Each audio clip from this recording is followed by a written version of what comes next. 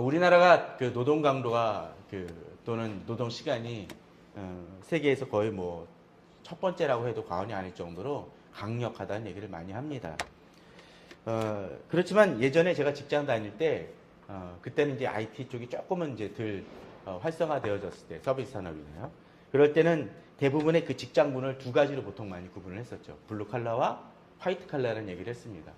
블루 칼라는 예를 들면 공장이라든지 그런 쪽에서 일을 할 때 어떻습니까? 그분들은 정해진 시간에 그 시간대에 계속적으로 일을 해 나가야 됩니다. 그런데 화이트 칼라는 좀 어떤가요? 사무직의 노동 효율은 많이 낮다는 얘기를 했습니다. 사실 뭐 제가 처음에 직장 다녔던 IT 쪽도 원래는 뭐 어떻게 보면은 사무직이지만 일종의 사무직에 있는 화이트 블루 칼라 같은 성격이 좀 짙었습니다. 어제도 뭐 예능에서도 나왔었지만 그 프로그래머 같은 경우는 뭐 어떤 때는 일이 닥칠 때는 뭐 밤잠을 가리지 않죠. 그죠? 저도 거의 한 달 동안 회사에서 뭐 자는 것도 여러 번 했었던 적도 있었던 기억이 납니다. 그런데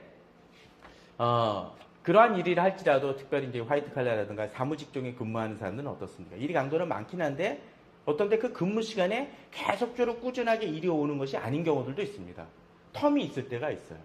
그러다 보니까 이 8시간 이상으로 야근을 통해서도 일이 이루어지기도 하고 그러는데 그러다 보니까 이 업무의 효율성적인 측면을 어떻게 구성하고 나아갈 것인지가 항상 회사에서나 이 매니저 같은 사람들한테는 고민이 문제가 있었습니다. 그래서 직장 다닐 때 아주 오래전 일이지만 업무 분석이라는 것을 컨설팅 회사에서 한 적이 있습니다. 어떻게 직무를 나누고 그 일들을 효율화적으로 할 것인지에 대한 얘기입니다. 그러다 보니까 각각의 사람들한테 이 설문지 같은 것을 주면서 당신이 하는 일을 적어보십시오. 적습니다. 그리고 그 시간에 투자되는 시간 한번 꼼꼼히 사실적으로 적어보십시오 했습니다. 그랬는데 그러다 보니까 사람들이 고민이 되기 시작을 했습니다. 직원들이. 이게 적으면서 이제 쓰게 되는데 사실 8시간만이 아니라 그 외에 일하는 시간이나 많은 것들이 있는데 어떤 때 또 그 일이 2시간에 걸리는 일도 있지만 어떤 때는 1시간이나 30분에 될 때도 있단 말이에요. 그럼 어떡하겠습니까? 만일 평균치를 내서 1시간을 찍다 보면 이 사람은 8시간인데 한 4시간밖에 일하지 않네? 라는 문제가 나오기 시작을 합니다. 그러면 어떨까요? 사람이. 그 적는 사람은 이런 업무 분석이라든가 그런 거에 대해서 좀 직무 분석에 대해서 민감하지 않은 사람들은 두려움을 갖습니다. 야, 이러다가 나한테 더 일을 왕창 맡기는 거 아닌가. 그러다 보니까 사람들이 했던 것 중에 하나가 뭐냐면 적지 않은 사람들이 자신이 열심히 일한다는 것을 증명하기 위해 각 하는 일들에 대해서 조금은 부풀리거나 보통 30분이면 되지만 많이 걸릴 때 2시간 걸리면 그 2시간을 기준으로 잡아서 쓰게 됩니다. 그러다 보니까 통계가 나면 어땠을까요? 어떤 이들은 자신의 근무 시간보다 일하는 시간이 훨씬 많게 나옵니다. 근무 시간이 8시간이면 한 12시간 나온 사람들도 있었습니다. 사실 이런 거는 거품이 꼈다고 그러죠. 만약 이렇게 되어진다면 실질적인 업무 분석은 이루어지기 힘듭니다. 예전에 꽤나 베스트셀러로 유명하셨던 어느 목사님을 기억을 합니다. 그 목사님은 참 많은 것에 관심이 많았어요. 그러다 보니까 예를 들자면 자신이 퀴트를 할 때나 말씀 묵상을 할 때는 한 2-3시간 한다고 씁니다.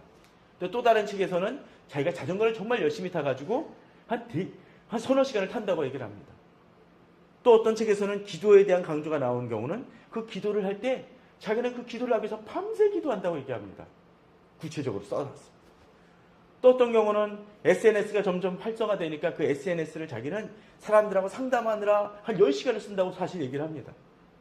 그러다 보니까 제가 그분의 책을 그분을 아주 좋아하진 않았지만 책이 여러 가지 인사이트 주는 부분이 있어서 여러 번 읽어봤는데 읽다 보니까 그분이 얘기했던 거를 가지고 시간을 계산해 보니까 24시간 훨씬 넘더라고요. 결국 그분은 몇 년 전에 사실 여러 가지 스캔들과 문제를 일으켜서 몰락하고 맙니다. 문제가 뭘까요? 거품입니다. 그분은 열심히 일하고 뭔가를 하는 것 같지만 과장되어 있고 자기 자신을 부풀리다 보니까 어떻습니까? 마치 커다란 무슨 인형입니까? 이 홍보하는 그 풍선 인형처럼, 그죠? 그 인형이 바람에 빠지면 어떻게 되나요? 그 새벽에 모든 영업이 끝나고 난 다음에 보면 아주 주저앉아서 요만큼에 지나지 않습니다. 거품이라는 거죠. 이 시대의 영성과 어떤 이 시대의 명성은 그런 거와 같습니다. 이제 우리가 다음 달이면 새로운 대통령을 뽑게 되겠지만 이제 우리들에게 있어서는 정말로 올바른 시각이 필요합니다. 어떤데 그런 사람들 중에도 잘 인기를 끌던 사람들이 말 한마디나 어떤 결정적인 과거의 사건으로 인해서 몰락되어져서 순식간에 사라져버리는 경우들을 우리는 자주 봅니다. 그런데 그러한 일들이 과연 그분들만의 일일까요? 우리 자신도 그럴 수 있습니다. 우리는 지난 시간에 이 말씀을 통해서 그러한 부분들을 좀 보았습니다. 어떤 것을 보았나요? 우리가 말씀을 보면서 그렇게 얘기를 했었죠. 자, 21절에 보면 그러므로 모든 더러운 것과 넘치는 악을 내어버리고 너희 영혼을 능히 구원할 바 마음에 심어진 말씀을 온유함으로 받으라 라고 되어 있습니다. 말씀을 받을 때 어떻게 해야 된다고요? 이 내 안에 있는 더러운 것과 넘치는 악을 내어버리지 않으면 어떻게 됩니까? 채울 수 없다라는 생각이 들었어요. 우리가 말하는 법을 배우기 위해서 필요한 것이 어떤 것이라고 그랬습니까? 말하기 전에 먼저 듣는 것을 제대로 할 때 말을 제대로 할 수 있다는 얘기를 했고 그 듣는 것을 바탕으로 어떠한 일을 행할 수 있다라고 되어 있습니다. 그런데 만약 어떤 사람이 제대로 말하지 못하거나 쉽게 분노하는 사람들은 어떤 사람들입니까? 결국은 그 듣는 것을 제대로 소화해내지 못했다라는 것이 됩니다. 마치 26절의 그 21절의 그런 사람들과 같다라는 거죠. 모든 더러움과 넘치는 악이 내어 있음을 통해서 들 수 없다라는 것입니다. 자, 그런데 오늘 9절에 보게 되면 26절에 이런 내용들이 등장을 합니다.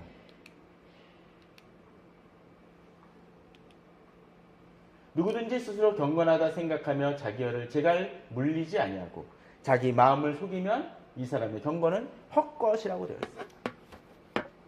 말하기 위해서는 진정한 경건이 세워질 때 올바른 이야기가 등장을 합니다. 제가 지난 시간에 이야기를 했었죠. 더러운 것과 그런 것들이 가득 차 있다라면 어떻게 된다고요? 아무리 좋은 경건과 말씀이 들어온다 할지라도 그 경건은 또 말씀은 혼잡되어지고 정상적인 것이 되지 않는다는 얘기를 했습니다. 그러면서 제가 들었던 이야기가 하나 있었죠. 피에르 가니엘의 감각의 법칙에서 이런 얘기를 했다고 했습니다. 지난 시간에 얘기를 했지만 자기 어머니가 너무나 바쁘다 보니까 자기한테 점심으로 샌드위치를 싸줬는데 장사하기 위해 받아온 생닭을 싼 그 신문지 같은 그 포장지를 재활용한다고 그 종이에다가 샌드위치를 싸줬다는 얘기를 했습니다. 피에르 가니엘은 그걸 보고서는 기겁을 해서 먹을 수 없었다고. 피가 묻어있고 더더군다나 닭 비린내가 나는 거기다가 그 샌드위치를 놨으니까 그 샌드위치 맛이 또 어떻겠습니까? 그런데 우리들의 영성이라든가 그런 것들이 그럴 수 있습니다. 내 자신이 깨끗하지 못하다 보니까 말씀이 들어온다 할지라도 그 말씀은 왜곡되어지고 변질되어지고 냄새가 납니다. 아무리 좋은 얘기를 하더라도 이 사람은 바뀌지 않는다는 거죠. 근데 또 다른 형태의 사람이 있습니다. 26절에 저희들이 방금 보았던 것처럼 누구든지 스스로 경건하다 생각하며 라고 되어 있습니다. 이 사람의 문제는 뭡니까? 스스로 경건하다 생각하는 사람들입니다. 주변에서 제일 다루기 힘든 사람들이 이런 사람들 아닌가 생각이 듭니다. 셀프 칭찬하는 사람들이죠. 나 이거 잘해. 나 이거 너무 잘해. 난 이거 너무 뛰어나. 난 너무나 기도를 많이 해. 난 너무나 말씀 많이 봐. 그런 사람들한테 아무리 이야기하면 뭐합니까? 이런 사람들은 바뀌지 않습니다. 들으려고 하지 않죠. 왜? 자기는 완벽하니까.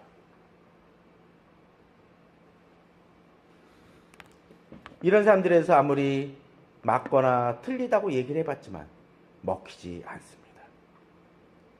이런 사람들은 문제가 있습니다. 스스로 경건하다고 생각함을 통해서 자기 자신에 대해서 뭐라 이야기하건 간에 듣지 않는다는 거죠. 물론 이런 사람도 있습니다. 학교 다닐 때 중고등학교 때 시험 치르는 날이 있지 않습니까? 시험 보는 날 공부 잘하는 친구들 중 이렇게 얘기하는 친구들이 있습니다. 아, 나 어제 너무 많이 잤어. 공부 하나도 못했어. 그래서 얼마나 잤냐고 물으면 진짜 꼴딱 새해도 할까 말까인데 3시간이나 잤어. 그럼 어떻습니까? 주변에서 막 화를 내죠. 나는 6시간도 자고 막 7시간도 자고 그랬는데. 또 그런 친구들이 그렇습니다. 시험 보고 나서 망쳤다고 얘기를 해요. 또 옆에 있는 친구들은 공부 못하는 친구는 나 시험 잘 봤는데 너 망쳤냐? 몇 개 틀렸는데 30문제 중에 1개 틀렸어. 딴 애들은 절반 이상 맞히기도 힘든데. 그럼 뭐합니까? 화를 내죠. 그런데 공부 못하는 아이들은 오히려 나 지금 많이 안 틀렸어. 이번에 잘 봤어. 얼마 틀렸는데 나 10개나 틀렸어. 10개밖에 안 틀렸어. 수준이 다르죠. 어떤데 우리들의 삶이 그럴 때가 있습니다. 정말로 경건한 사람들이 있어요. 요새 기도를 잘 못하겠습니다. 제가 좀 적게 하고 있어요. 얼마나 하시는데요? 그러면 평소 3시간 했는데 요새 2시간 합니다. 또 어떤 사람은 큐티를 열심히 하는데 요새 좀 성경을 좀 덜 봅니다. 그런데 이런 사람들은 물론 어떤 사람은 자랑하려고 하는 사람들도 있지만 어떤 사람은 전적으로 자랑하지 않는 사람들도 있죠. 자기가 정말로 그것이 아픔이 되어져서 이야기하는 사람들이 있습니다. 단지 그 사람에 대해서 너무나 경건하고 또 자기 수준하고에 비해서 너무 높은 사람이니까 시기하거나 자랑하는 거야 라고 잘못 판단할 뿐이지 이 사람은 그 자신이 경건한 거예요. 그런데 문제는 경건하지 않은 사람이 경건한 것처럼 생각하는 것이 문제라는 겁니다. 본문은 뭐라고 얘기합니까? 누구든지 스스로 경건하다 생각하며. 이 사람의 문제는 또 뭡니까? 그렇게 경건하다 생각하니까 뭐합니까? 자기 혀가 자기 뭔가 얘기를 하더라도 그것이 은혜가 되어진다고 생각을 합니다. 그러니까 너무 사람에 대해서 뭐합니까? 쉽게 판단 내립니다. 특별히 본문 속에서 자기 혀를 뭐한다고 되어 있습니까? 재갈이라고 되어 있습니다.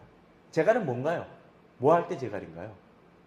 사람 납치할 때 재갈? 그게 아니라 여기서는 말이라든가 그걸 얘기를 하죠.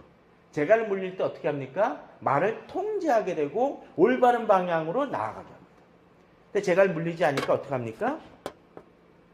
엉뚱한 데로 나가죠. 스스로 경건하다 하는 사람은 실패합니다. 다른 사람은 쉽게 판단하고 규정한다는 거죠. 그리고 뭐합니까? 이 사람은 말하면서 누가 속아요? 자기 마음을 속인다고 되어 있습니다. 자기 자신을 속는 거죠. 그러면서 뭐합니까? 이 사람의 경건은 헛것이다. 자기 자신을 경건하다 생각하지만 아니라는 거예요.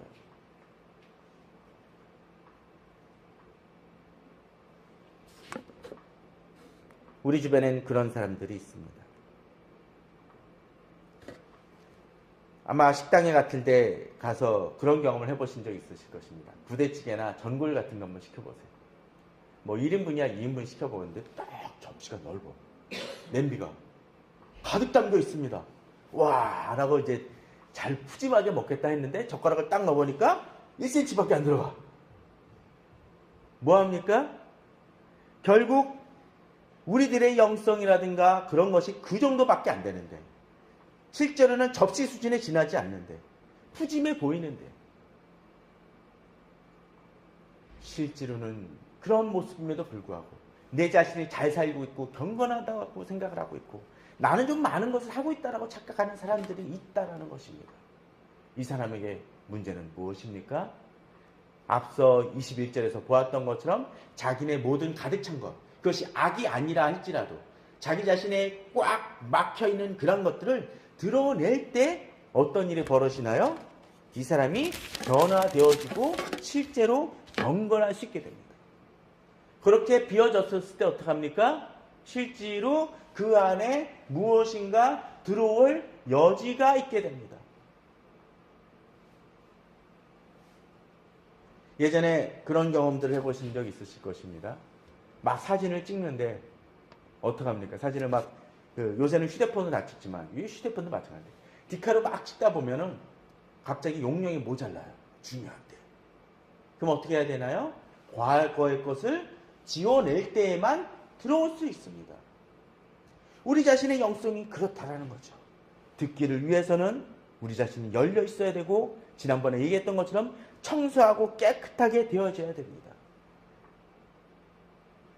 그런데 그렇게 되어졌었을 때 이제 어떤 일이 벌어집니까?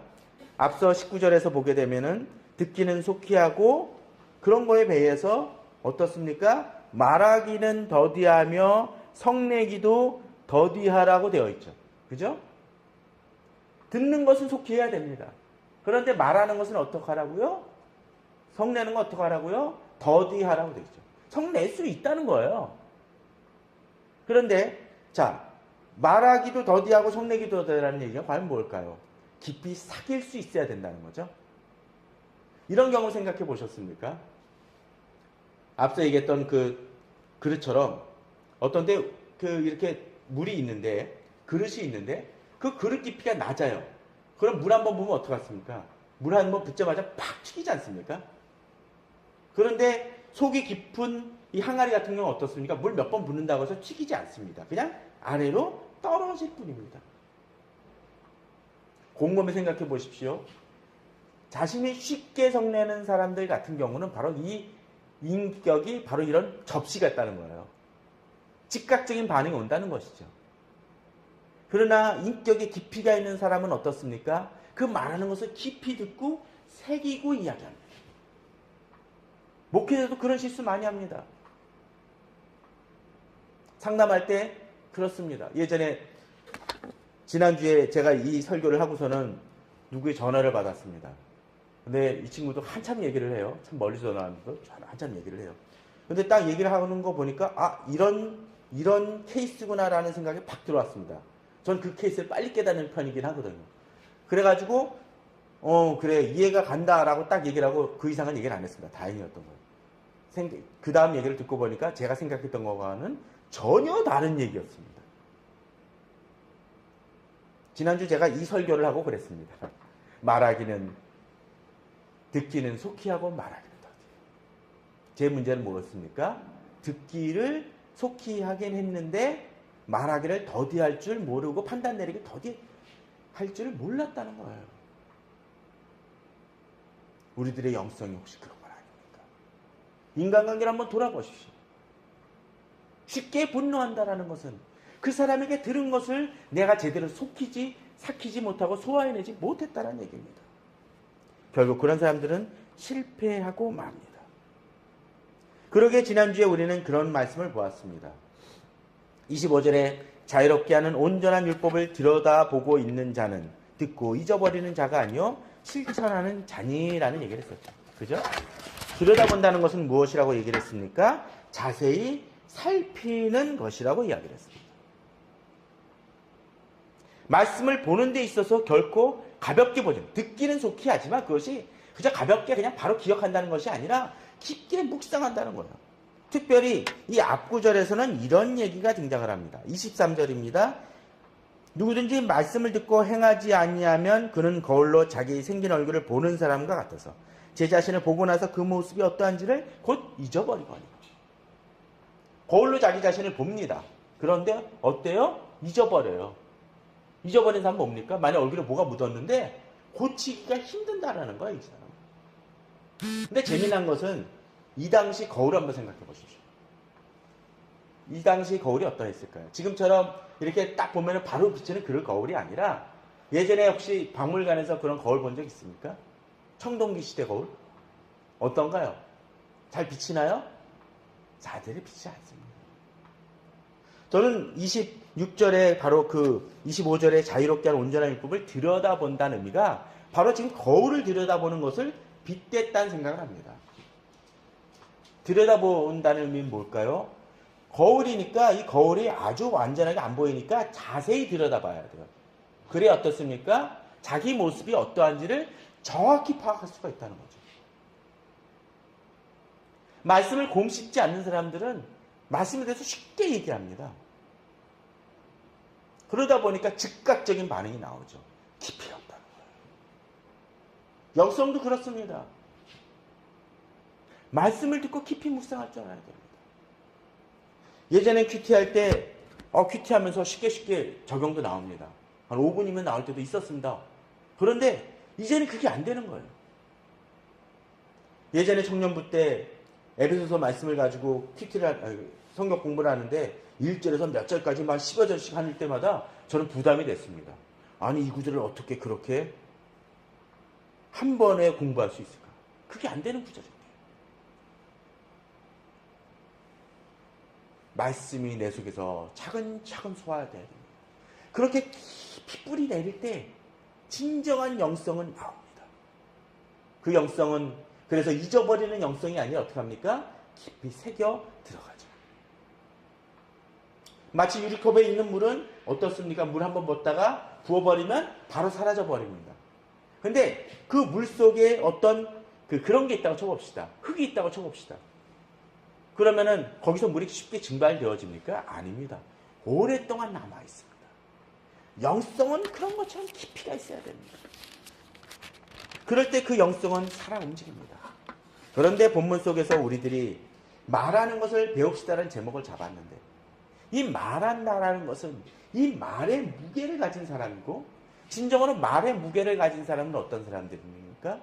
그 말씀을 가지고 살아가는 사람들입니다. 이 시대 영성의 문제는 이 시대 현대인의 문제는 바로 그것이 아닌가 생각이 되어집니다. 말은 많이 합니다. 무책임하게 많이 던져요. 그런데 그 말대로 살아가는 사람들은 별로 드문다는 거예요. 저는 이번에 대통령 선거 때도 좀 그랬으면 좋겠습니다. 그 사람들의 말 또는 토론회에서 정말 멋지게 하는 사람들도 중요하지만 더다 중요한 건 뭐예요? 그 말하는 것을 자기 삶 속에서 어떻게 진솔하게 살아가느냐 하는 거예요. 그런 측면에서 이제 등장하는 영성은, 경건은 바로 그런 모습을 보여줍니다. 자, 오늘 본문을 보십시오. 특별히 26절입니다. 다시 돌아가서. 스스로 경건하다 생각하며 자기를 제갈 물리지 아니하며 자기 마음을 속이면 이 사람의 경건은 헛것이라고 되어 있는데, 자, 그러면서 이 경건을 27절에서는 이렇게 얘기합니다. 하나님 아버지 앞에서 정결하고 더러움이 없는 경건. 자, 우리들의 경건은 어떠해야 된다고요? 말로만 하는 경건이 아니라 정결하고 더러움이 없습니다. 앞서 얘기를 했던 것은 자기 속에 더러운 것이 있으면 정결하고 더럽지 않을 수가 없겠죠. 자, 저도 나름대로 어떤 때 열심히 살아가고 있고 잘 산다고 생각을 합니다. 또 어떤 사람은 앞서 얘기했던 것처럼 저는 기도를 3시간 하는데 요새 2시간 해요 라고 하는 사람은 다른 사람에게 자랑하기 위한 사람일 수도 있긴 하겠지만 다른 사람이 어떻게 살아가느냐와 떠나서 이 사람의 기준은 뭐 앞에서의 기준입니까? 바로 하나님 아버지 앞에서라는 거예요. 다른 사람이 나를 어떻게 평가하느냐는 중요하지 않습니다. 누구 앞에서? 하나님 아버지 앞에서 내 모습이 어떠하냐는 거예요. 다른 사람이 나를 아무리 신실하다 칭찬해도 하나님 앞에서 제가 경건하지 못하다 생각이 들면 이 사람은 경건하지 못한 거예요. 그렇기 때문에 이 사람은 하나님 앞에 더욱더 엎드립니다. 물론 이렇게 엎드리는 사람이 잘못되어서 경건하지 않다는 얘기를 하는 것이 아니라 자신의 문제는 하나님 앞에서 어떠냐가 중요하다는 것을 이 사람은 깨닫는다는 것입니다. 우리 성도님들은 하나님 아버지 앞에서 어떻습니까? 하나님 아버지 앞에서 세상이 아니라 하나님 아버지 앞에서 더러움과 경건이 정말로 없습니다. 다른 사람들의 기준이나 세상의 기준이 아니라는 거예요. 그런데 이 경건은 또 한 발짝으로 나아갑니다. 곧 고와 과부를 그 환난 중에 돌보고 또 자기를 지켜 세속에 물들지 아니하는 그것입니다. 먼저 뒤부터 보겠습니다. 어떻게 합니까? 자기를 지키는 사람입니다. 세상이 어떻게 흘러간 간에 자기를 지키는 사람입니다. 세상이 어떤 광풍 속에 흘러간다 할지라도 자기 자신을 올곧게 지키는 사람은 승리하는 사람입니다. 또 그 사람은 어떻습니까? 세속에 물들지 않는다라는 것입니다. 세상의 윤리가 어떠한 간에 하나님 앞에서의 그 하나님의 말씀이 내게 요구하시는 것이 무엇인지를 고민하기 때문에 다른 삶을 삽니다.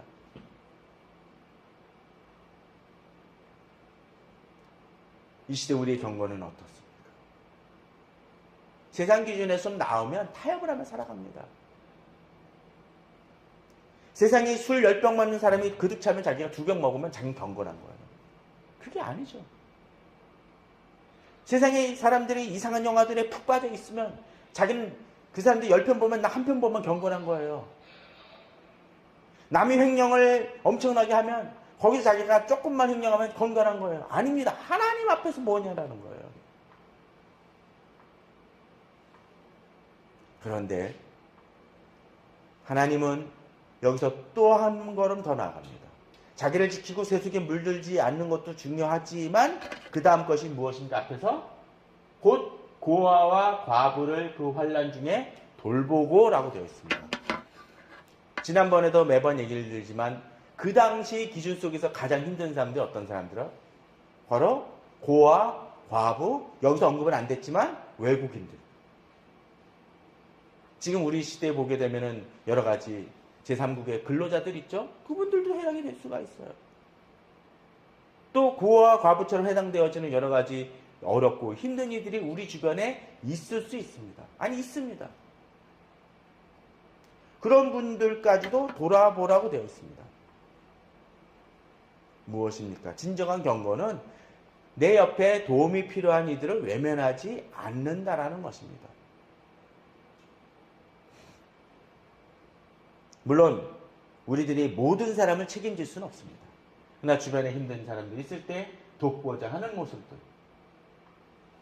이들이 어떤 중에 있습니까? 그 환난 중에 돌보고.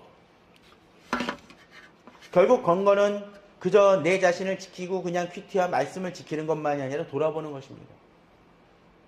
그런 측면에서 최근에 이 3년 동안 세월호 문제 속에 있었을 때 교회의 모습이 어떠했는지는 정말 곰곰이 생각해 봐야 될 거예요. 어떤 모습이었습니까?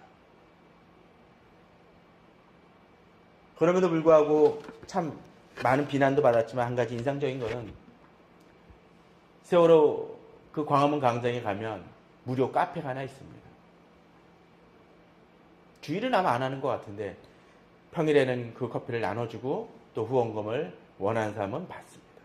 근데 그것이 교회에서 하는 것입니다. 그것도 교회가 큰 교회도 아니고 또 근처에 있는 교회도 아니고 꽤 멀리 떨어진 교회인데 와가지고 조그만 교회인데도 그것을 봉사하고 섬깁니다. 작은 교회만이 아닙니다. 대형 교회 목사님이 그 차기로 어느 분이 들어섰는데 그분은 들어서고 이 세월호를 위해서 안산을 찾아가고 또 안산이 이런 문제로 많이 고통받고 그러다 보니까 그 재래시장을 돌보기 위해서 온 교인들을 가서 거기 시장 사주기 운동도 하고 가서 방문하는 일을 합니다. 대형교회에서 욕을 먹을 사람들이 대형교회 욕을 하지만 이분은 그럼에도 불구하고 그 사람들을 섬기는 모습을 합니다. 대형교회냐 작은 교회냐 중요한 것들이 아니라 어떤 모습으로 우리가 그 사람들을 돌아보고 섬기느냐 하는 것은 중요한 포인트입니다. 그런 측면에서 하나님께서 올해 4월 16일을 바로 세월호 사건이 벌어진 날과 동일시켰다는 것은 중요한 의미가 있다고 생각이 되어집니다. 세월호만이 아니라 우리 자신이 주변을 돌아보고자 하는 모습. 이 야고보서에서 이야기한 이 본문이 무조건 잘 사는 사람들만 대상으로 한 것은 분명 아니었을 것입니다. 그런 측면에서 우리 자신을 돌아보고 우리 자신을 점검하길 바랍니다. 또한 이렇게 하나님께서는 우리들에게 명하시고 또 말씀하시지만 이러한 것들이 이러한 경건의 모습을 어떻게 합니까? 우리가 행하는 것만 얘기하시는 것이 아니라 사실은 이렇게 행할 때 우리가 시험 속에 있을 때 우리가 1장에서 앞부분에서 보았던 것처럼 우리가 시험에 닥칠 때 우리를 어떻게 하신다고요? 지키시고 돌보신다라는 믿음이 있어야 된다는 것입니다. 그렇게 살아가기 때문에 믿음 안에서 다른 사람들을 돌볼 수 있고 또 자기 자신을 지켜나갈 수가 있는 것입니다. 저는 이 4월 특별히 이제 고난주간, 다음 주에 고난주간 종료주일이 이제 시작이 되어지고 또 이제 그 다음 주면 이제 부활절을 맞이하게 될 터인데 이 기간 동안에 우리 자신을 돌아보며 진정 내 자신이 주 앞에서 경건한 모습인가 점검하며 나아가시는 우리 성도님 되길 바랍니다. 말하는 법을 배웁시다라는 것은 말하는 것 이상으로 나의 삶으로 증명되는 것입니다. 또 그러기 위해서는 내 자신을 비워나가며 채워나갈 수 있어야 됩니다. 그러한 믿음으로 나아가시길 바랍니다. 또 그러한 마음으로 오늘 성찬식을 맞이하시는, 참여하시는 우리 성도님들 되시기를 주님의 이름으로 축원합니다. 다 같이 기도하겠습니다.